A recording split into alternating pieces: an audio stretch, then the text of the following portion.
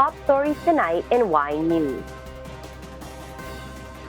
President Ferdinand Marcos Jr. assures religious group leader Pastor Apollo Quiboloy and former Negros Oriental Congressman Arnolfo Teves Jr. of fair proceedings and compassion in treating their respective cases. Vice President and Education Secretary Sara clarifies that the last day of class remains as is despite suspension of face-to-face classes. Meralco announces a downward adjustment of its charges for the month of April. And we will discover why Israel announced it has pulled more soldiers from southern Gaza, leaving only one military brigade in the area.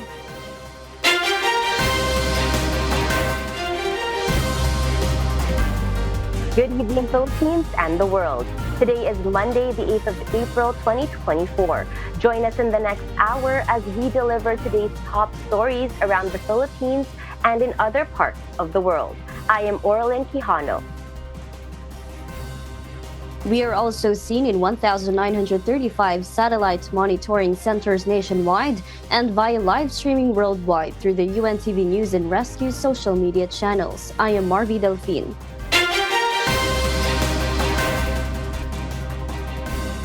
First in the news. Both religious group leader Apollo Kiboy and former Congressman Arnolfo Teves Jr. should not worry about the due process of law in the Philippines. According to President Ferdinand Marcos Jr., the two individuals can be assured of a fair trial in their respective cases. Nel Maribohok reports. President Ferdinand Marcos Jr. on Monday, April 8, assured religious group leader Apollo Quiboloy and former Negros Oriental Congressman Arnolfo Teves Jr. of fair proceedings and compassion in treating their respective cases. The president has also rejected the setting of conditions for Quiboloy's surrender. It seems to me a little bit tail wagging the dog, ang tawag, na siyang magbibigay ng kondisyon sa gobyerno doon sa kaso niya, akusado siya sa warrant of arrest. So, I mean, we will exercise all the compassion. President Marcos made the remarks when asked by reporters on the sidelines of the ceremonial energization of the Cebu-Negros Panay 230 kilovolts backbone project in Bacolod City about the request for guarantee by Quiboloy regarding possible U.S. government meddling on his case. To Pastor Kiboy, we've known him for a very long time, and ang mapapangako ko, all the proceedings will be fair. Now, as to the involvement of the United States, malayo pa yan eh. That's going to take years yet. So I don't think that's something he needs to worry about, quite frankly. The president also made similar remarks in the case of Teves. The same thing. Wala naman kami sa lahat ng mga sinasabi ni Arnie Teves na takot siya sa buhay niya. Wala kaming report na gano'n. Walang nagbabanta sa buhay niya. Teves, wanted for the killing of Negros Oriental Governor Roel Degamo and 9 other people, was arrested last March in Timor-Leste while golfing. Nel Maribohok, UNTV News and Rescue. We serve the people, we give glory to God.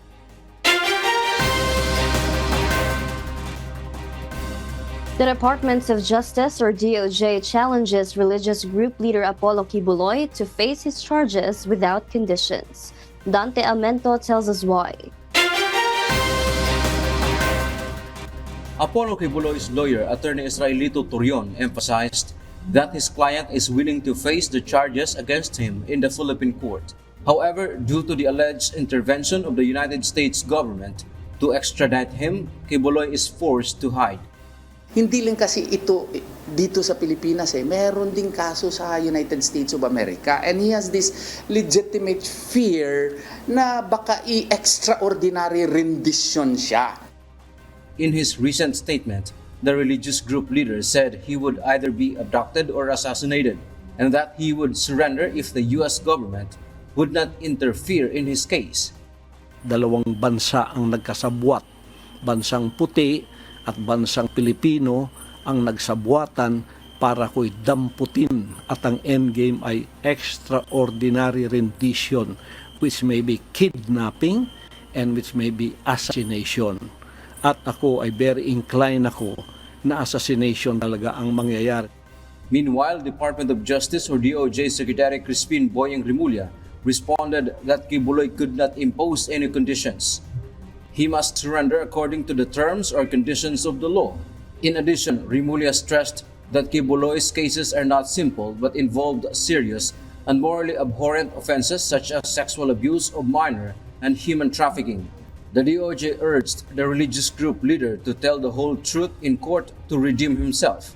The Justice Department is now waiting for the issuance of a separate arrest warrant from Pasig Court for human trafficking with no recommendatory bail. Dante Amento, UNTV, News and Rescue. We serve the people. We give glory to God.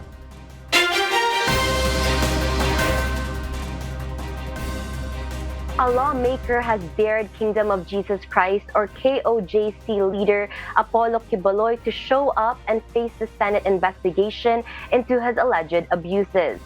This comes after the religious group leader released an audio statement containing his conditions for his surrender. Senate Deputy Minority Leader Risa Hontiveros challenges Quiboloy to tell his allegations in front of lawmakers. She maintains that the Senate probe will continue with or without the religious leader. Pastor Quiboloy, lumabas ka na sa lungga mo. Tutal, nagpapa-interview ka naman sa mga vlogger. Magpa-interview ka na rin sa amin sa Senado. Kung totoong matapang ka, ulitin mo lahat ng mga sinabi mo tungkol sa Senado. Dito sa Senado. Record your shameless audacity in history. Patunayan mo, ganyang pa ring kabastos ang mga salita mo pagkaharap mo na kaming mga senador. Hindi ka namin uurungan.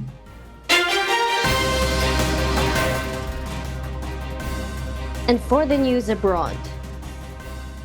On Sunday, April 7, Israel announced it has pulled more soldiers from southern Gaza, leaving only one military brigade as Egypt prepares to host fresh talks between Hamas and Israel on a potential ceasefire.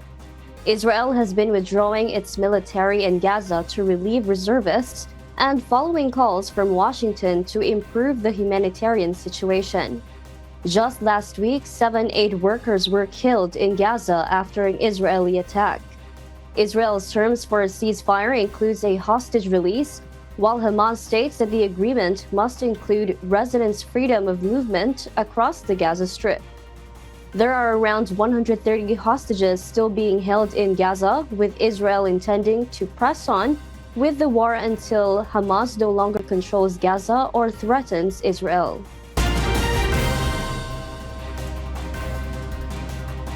Russian missile strikes on Ukraine's major infrastructure caused massive blackouts in the country. No energy imports are currently expected so far, as the energy system has almost stabilized completely. Maven Carrizo will tell us why. In his nightly video address, Ukrainian President Volodymyr Zelensky stated that the pain inflicted on Kharkiv and other Ukrainian cities by Russian attacks should be finally heard by the world. Ukraine has for weeks been the target of a long series of Russian missile attacks on its critical thermal and hydropower stations, as well as main networks. The daily attacks have led to massive blackouts, resulting in record-high electricity imports last month. Grid company Ukrenergo said Kharkiv's high-voltage network facility has been damaged by Russian drones, requiring the introduction of power cuts. However, Ukraine's energy ministry disclosed that the country's power system remains stable and balanced. According to the ministry, no major electricity imports, such as the 18,649 megawatt-hours imported on March 26, is expected. National Grid Company Chief Vladimir Kuditsky admitted that the damage caused by the attacks does not lead to a total collapse of the power system. In addition to his address, President Zelensky also renewed a call for political will to make sure the country secures proper air defenses, which he said are quite obviously not sufficient. He was hopeful that a major United States aid package, which has faced Republican opposition for months, would be approved by Congress. For months, Zelensky has been calling on Western partners to provide the systems and immunizations the country needs to oust Russian troops. Mayvin Carrizo, UNTV News and Rescue. We serve the people. We give glory to God.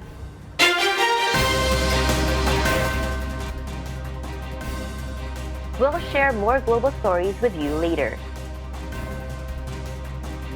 For those watching our live streaming on YouTube, please click the subscribe button you see on your screen and ring the bell for notification. You may also follow us on Facebook, Instagram, and TikTok. Vice President and Education Secretary Sara Duterte graced the Youthpreneur event at Rizal High School in Pasig City. She has emphasized also that the last day of class remains as is despite suspension of face-to-face classes. Jed Neresina will tell us why. Vice President and Education Secretary Sara Duterte clarified that nothing will change on the last day of school for students. This follows the cancellations of face-to-face classes in some schools across the country due to severe hot weather. According to VP Sara, only physical classes in school has stopped, but the children's learning continues through the alternative delivery mode of learning. Therefore, she clarified that despite the suspensions, the students' studies will not be affected nor sacrificed. Hindi na, dahil ang suspend lang naman natin ay yung in-person classes. Pero yung pag-aaral nila tumutuloy yon sa alternative delivery modes tulad ng online o modular. She also said that the Department of Education or DepEd can't rush the return to the old school calendar. According to VP Sara, the welfare of teachers and students is their primary consideration in every step to be taken. The secretary said that if this is done immediately in the upcoming school year, the rest of teachers and students will be affected.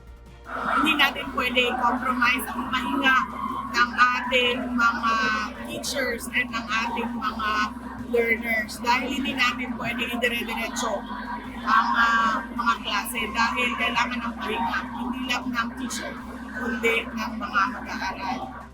She said that the plans have been fixed after the consultations, so they cannot be changed anymore. Yun nga ang nalatag doon sa mga consultations natin na sa susunod na taon matatapos tayo mid-May at sa susunod na taon matatapos tayo ng April and then balik na tayo sa March. Jed Neresina, UNTV News and Rescue. We serve the people. We give glory to God.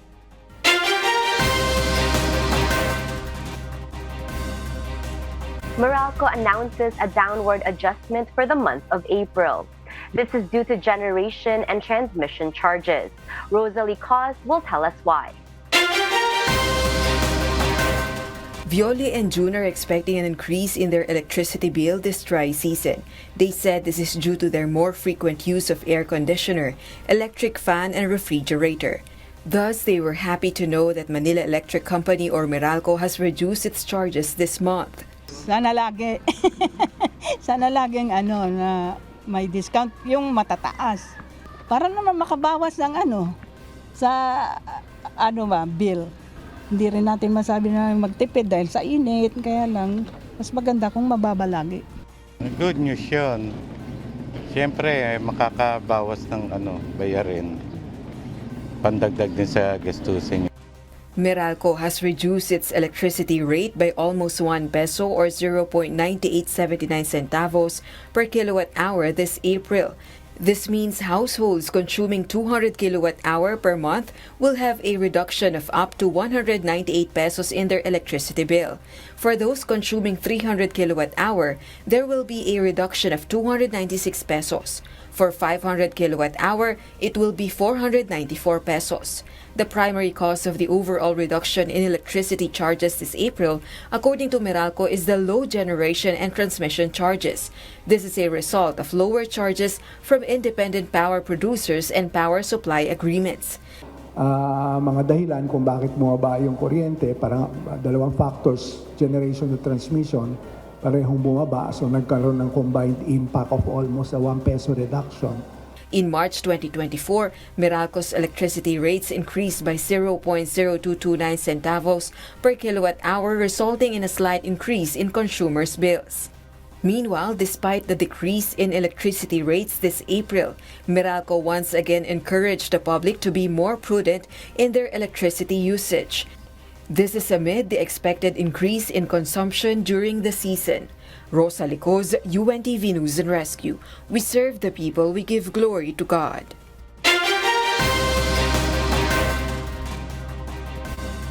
Motorcycle taxi riders fear of losing their jobs as the pilot study for motorcycle taxi expected to end on May 31. JP Nunez details why. As habal-habal or the motorcycle taxis operate under the provision of pilot study, some motorcycle taxi riders fear losing their jobs as the pilot study will end on May 31 this year. According to MC taxi riders, it is a huge loss to them as it became their primary livelihood. Maraming mawawala ng trabaho. Katulad sa akin, nagpo-full time ako. Ito lang talaga inaasahan kong trabaho. Pagka nawala yan, maraming mawawalan ng trabaho. Yung iba, malamang mag-i-illegal na lang yan, sir. Maghahabal, ganun ang labas niyan, sir. Land Transportation Franchising and Regulatory Board or LTFRB Chairman and MC Taxi Technical Working Group Head Attorney Chofilo Guadis III said when the pilot study end, all operating MC Taxi should end operations as well. Theoretically po, pag natapos ang pilot study, everything will have to stop. Pati po yung paggalaw ng mga motorcycle taxis all over the Philippines will have to stop. However, they will appeal to the Congress that while the law is being crafted, MC taxi operation should continue. According to Chairman Guadis, it is possible that MC taxi operation may expand to other MC taxi company and other provinces. It may also include those far-flung areas where internet access is limited. MC taxi operators will just coordinate with their local government units for their legalization. Mukhang ang Kongreso po ay papunta sa isang batas po that would make motorcycle taxi available po hindi lang sa highly urbanized cities but in almost all areas of the country. The House bill to legalize the motorcycle taxis is already on the second reading in the lower house. While the bill is pending, LTFRB will not open another slot in Metro Manila to add more units of MC taxi. JP Nunez, UNTV, News and Rescue. We serve the people, we give glory to God.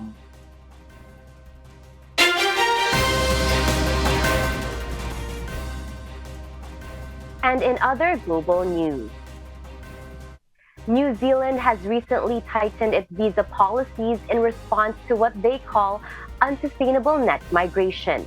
According to their announcement, they will now include language and skill criteria and reduce validity of work permits. These changes are aimed at addressing the issue of unsustainable net migration. The adjustments to the accredited employer-worker visa scheme has been promptly implemented. The goal of the new policy is to provide more opportunities for New Zealanders to qualify for jobs. According to New Zealand's records, approximately 173,000 people migrated to the country in 2023.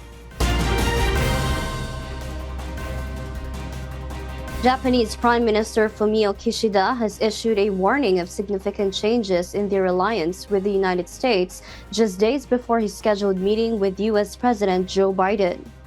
In an interview, the Japanese premier stated that amid ongoing conflicts in regions such as Russia and Ukraine, the Middle East, and even in East Asia, they have decided to strengthen their defense capabilities and security policy. Kishida and U.S. President Biden are set to meet in Washington on Wednesday, April 10.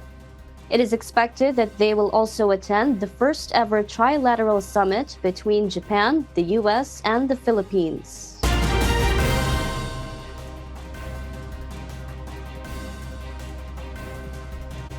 And those are the reasons behind the news in other parts of the globe.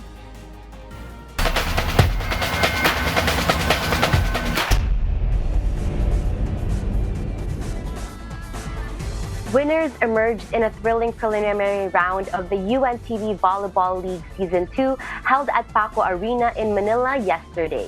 The Armed Forces of the Philippines Lady Gunners, the Comelec Suffragettes, and the Judiciary Justice Servers showcased their prowess on the court. JP Nunez reports.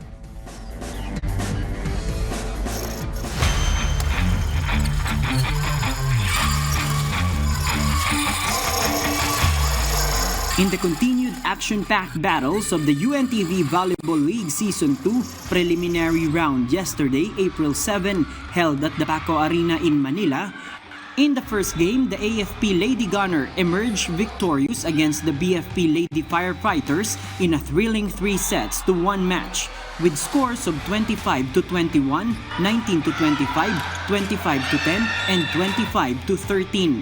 Lilet Mabayad was hailed as the best player of the game. Currently, the AFP stands at third place in the standings with 2 wins and 1 loss, while the BFP trails at 7th place with 0 wins and 2 losses. Nag-enjoy yung team na kalaro yung BFP. Naging mabagal yung reactions, yung galaw nila. So yun lang yung naging tingin namin na kaya humahabol yung BFP. Lumaban lang talaga yung BFP kasi gusto pa rin naman nilang talagang manalo. So medyo nagkaroon lang ng konting adjustment lang kami. So bumagal lang yung walang receive. Yung defense, medyo nakukulangan pa kami. Kaya naman sana ano lang, nabitin lang kami sa pagkapit nila sa momentum nila. Pero babawi kami. Ano pa, kailangan pa namin ng training siguro yung footwork, tsaka, pero kita naman talagang malakas yung EFP.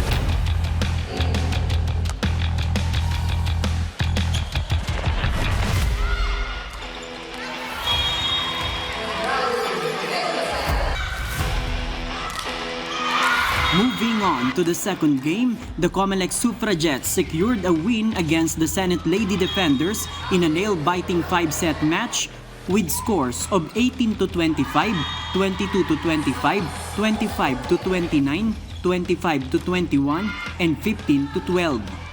Judith Abil was recognized as the best player of the game. At present, the rookie team Comelec Suffragettes leads the game standings with 3 wins and no losses, while the Senate sits at second place with 2 wins and 1 loss. Nag-adjust lang din kami sa lahat ng bagay. So yung mga import namin, nirapol namin yung mga import namin kasi yung isa walang laro, yung isa naman may laro. So nakapag-adjust naman agad. Ganun talaga. May nananalo, may natatalo. Today is not our day. Maayos kami, wala. Naratel lang talaga kasi medyo nag-collapse.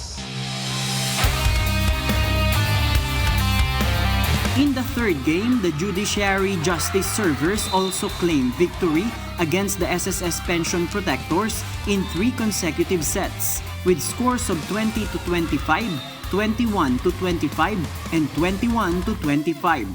Alarni Pesebre bagged the back-to-back best player of the game title.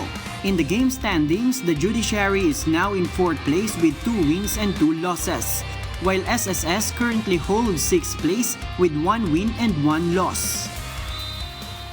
Ang pinaka-basic namin doon is yung receive. Pag wala kaming receive, walang set, walang palo. Ang galawan ng tao, yung galaw ng malo, at saka yung galaw ng service nila. So yun yung pinag-aaralan din. Aside from the practice, mismong on the game, kailangan basahin nila kung paano gumalaw ang player, paano mag-serve, paano bumlock. Yung performance nila mas parang pababa. Kaya nagkaroon kami ngayon ng open forum. Kaya mas tagal ako lumabas. Kasi dugo kailangan natin ilabas yung kung ano yung mga nagiging problema, sabihin na nila. Sana next game maayos na nila. Stay tuned for the upcoming games of these public servants in the Win in Sports, Win for Charity event as Comelec goes head-to-head against the AFP, PNP battles BFP, and Senate faces DFA on Thursday, April 11, 2024, starting at noon at Paco Arena, Manila. You can catch the live coverage of these matches on the YouTube accounts of UNTV News and Rescue and UNTV Sports and Charity. JP Nunez, UNTV, News and Rescue. We serve the people, we give glory to God.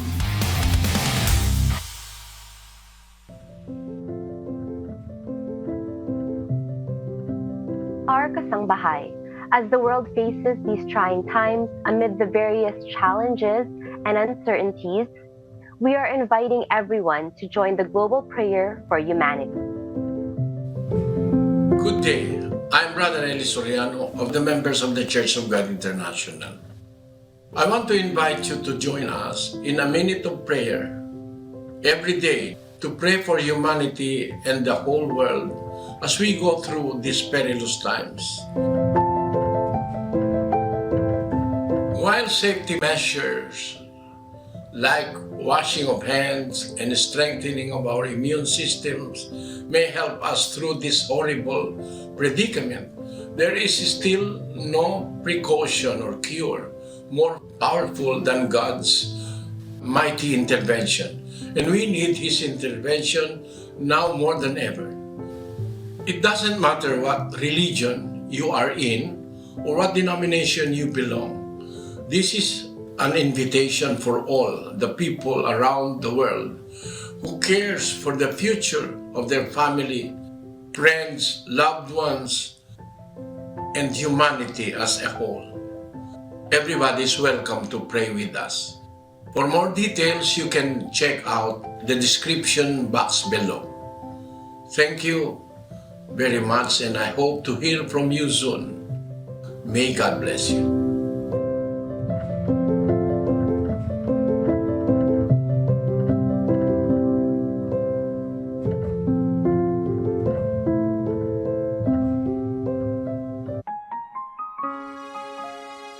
And before we close, we will leave you with the word giving glory to God. From the book of Romans, chapter 15, verse 4, it says, "For whatsoever things were written aforetime were written for our learning, that we through patience and comfort of the Scriptures might have hope."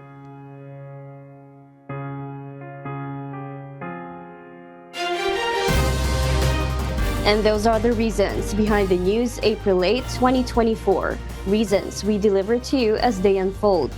I am Marby Delfin, live from Perth, Australia. And because we need to know, we will always ask why. I am Orlin Quijano, live from Toronto, Canada. We serve the people, we give glory to God.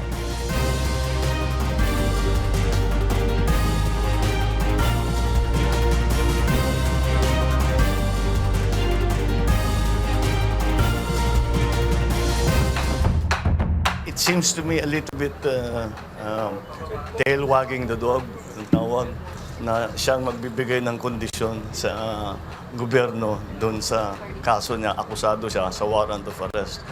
So, I mean, we will exercise all the compassion to Pastor Kiboy. We've known him for a very long time, and ang mapapangako ko, all the proceedings will be fair. Now, as to the involvement of the United States, malayo pa yan eh. That's going to take years yet. So I don't think that's something he needs to worry about, quite frankly. Hindi lang kasi ito dito sa Pilipinas eh. Meron din kaso sa United States of America, and he has this legitimate fear na baka i-extraordinary rendition siya. Dalawang bansa ang nagkasabwat. Bansang puti at bansang Pilipino ang nagsabwatan para ko'y damputin, at ang endgame ay extraordinary rendition, which may be kidnapping and which may be assassination. At ako ay very inclined ako na assassination talaga ang mangyayari. Pastor Quiboloy, lumabas ka na sa lungga mo.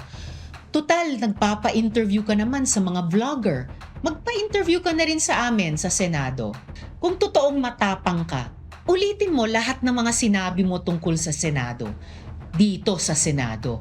Record your shameless audacity in history. Patunayan mo, ganyang pa ring kabastos ang mga salita mo pagkaharap mo na kaming mga senador. Hindi ka namin uurungan. Hindi na, dahil ang adjustment lang naman natin ay yung in-person classes. Pero yung pag-aaral nila tumutuloy yon sa alternative delivery modes tulad ng online o modular.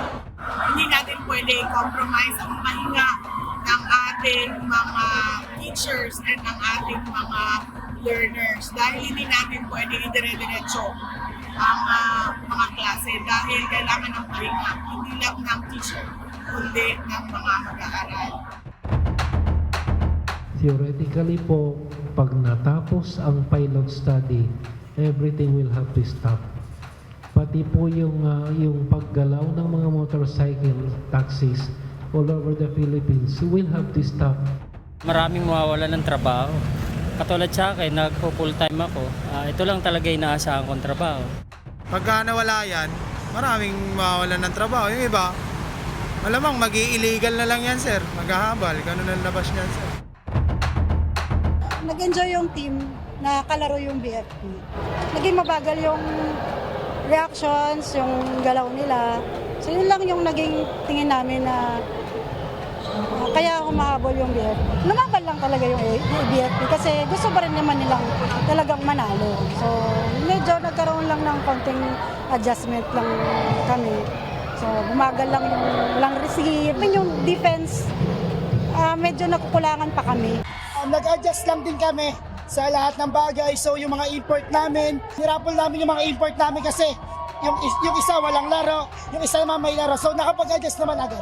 Eh, ganun talaga. May nananalo, may natatalo. Today is not our day. Maayos kami, wala. Naratel lang talaga kasi medyo nag-collapse. Ang pinaka-basic namin doon is yung receive. Pag wala kaming receive, walang set, walang palo. Ang galawan ng tao, yung galaw ng malo, at saka yung galaw ng service nila. So yun yung pinag-aaralan din. Aside from the practice, mismong on the game, kailangan basahin nila kung paano gumalaw ang player, paano mag-serve, paano bumlock. Yung performance nila mas parang pababa. Kaya nagkaroon kami ngayon ng open forum. Kaya mas tagal ako lumabas. Kasi kailangan natin ilabas yung kung ano yung mga nagiging problema, sabihin na nila. Sana next game maayos na nila.